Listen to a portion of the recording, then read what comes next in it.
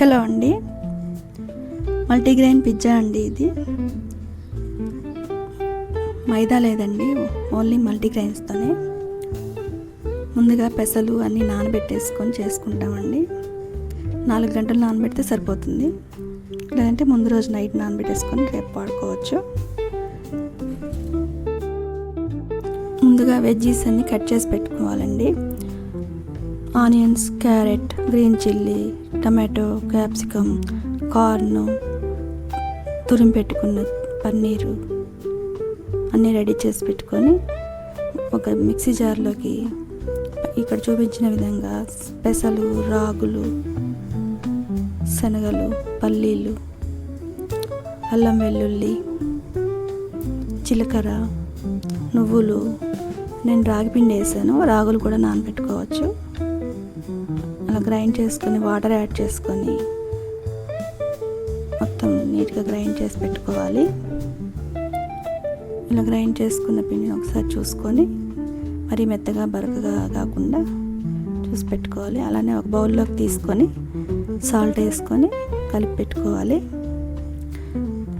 తర్వాత ప్యాన్ వేడి చేసి పెట్టి దోశని మరీ మందంగా కాదు, మరీ పలుచగా కాకుండా మీడియంలో వేసుకొని పైన చిల్లీ ఫ్లేక్స్, నెక్స్ట్ ఆనియన్స్, తరిగి పెట్టుకున్న carrots, capsicum, tomato, green chilli అన్నీ, పెప్పర్, రెడ్ చిల్లీ ఫ్లేక్స్ మన కారానికి సరిపడా వేసుకోవచ్చు.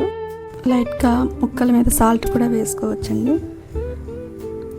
తర్వాత తరిగి పెట్టుకున్న పన్నీరు, చీజ్ అన్నీ వేసి లైట్గా pepper, oil, soya sauce, pizza sauce add చేశాను నేను.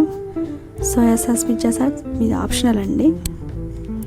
ఒక 10 నిమిషాలు అలా మగ్గబెట్టేస్తే మూత పెట్టేసి ముక్కలు ఉడికి పిండి కూడా వేగినట్టు అవుతుంది. మనం చాక్ పెడితే పిండి అంటుకోకుండా ఉండేలాగా వేగించాలి. తర్వాత ముక్కలుగా కట్ చేసుకొని సర్వ్ చేసుకోవచ్చు. నేను తీసుకున్న పిండికి 2 పిజ్జాలు అయినాయండి. ఇంకో ప్యాన్లో కూడా అలా వేసి చూపిస్తున్నాను.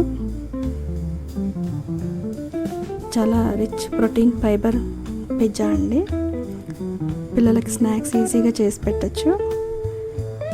ఈ మల్టీగ్రెయిన్స్ అన్నిటినీ ముందుగా 4 గంటలు నానబెట్టాలి, లేదంటే ముందు రోజు నైట్ నానబెట్టేసుకోవచ్చు. ఇంకా మీకు కావాలంటే ఉడకబెట్టిన ఎగ్ ముక్కలు, మష్రూమ్స్, చికెన్ యాడ్ చేసుకోవచ్చు పిజ్జాలో. చాలా టేస్టీగా ఉంటుంది. ఒకసారి ట్రై చేసి చూడండి తప్పకుండా.